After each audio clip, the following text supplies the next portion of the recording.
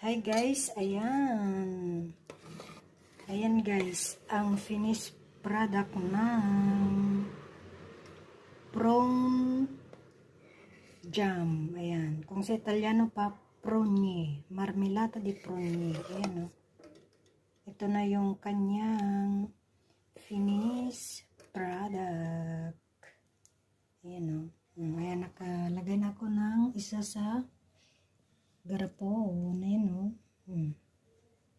Ayan. Then, ito yung next na aking nilalagyan. Ayan. Ayan guys. Ayan. Ito yung ating next bottle.